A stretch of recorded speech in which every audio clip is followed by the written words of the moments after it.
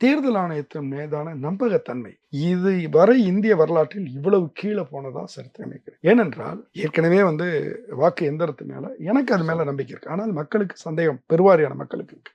அப்படின்னு சொன்னா நீங்க ஏதாவது ஒரு உடன்பாட்டுக்கு வரணும். அவ்வளவு வாக்குச்சீட்டுகளையும் போட்டு எண்ண முடியாது.